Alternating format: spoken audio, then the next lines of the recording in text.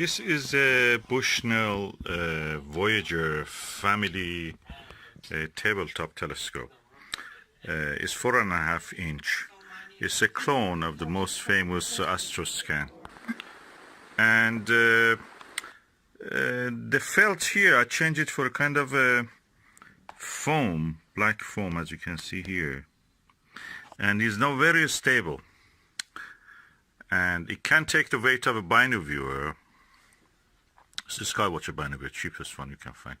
Then I put two Baader Classic Orthoscopic eyepieces, which are 10 millimeter.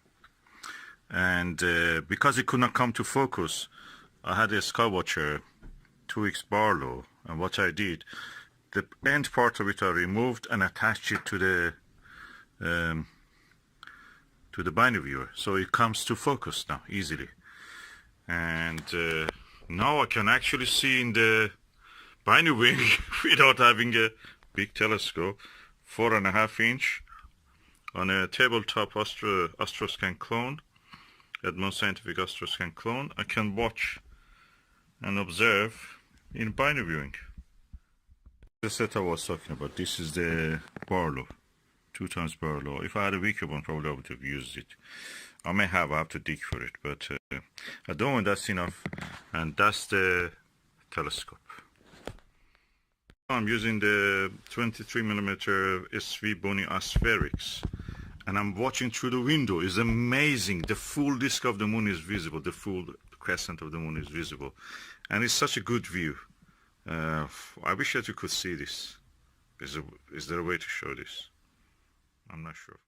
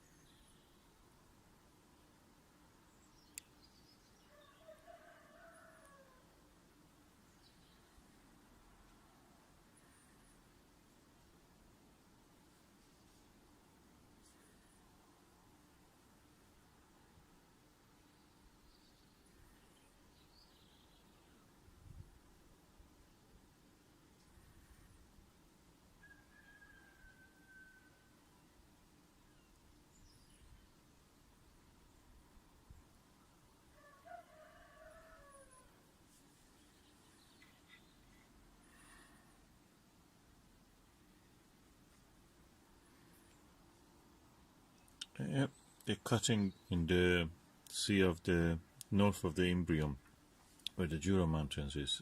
What is called actually the part near the Caucasian Mountains is Alpine Valley. Amazing.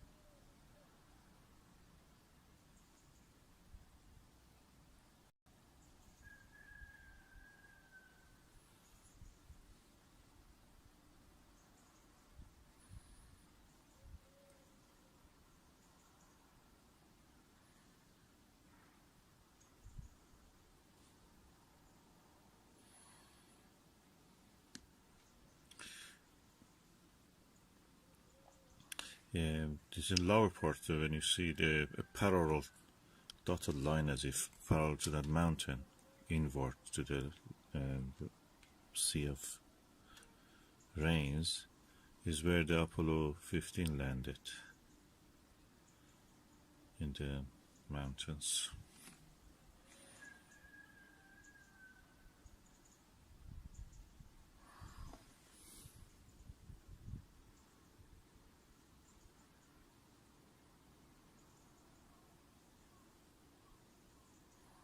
I'll try to zoom on down.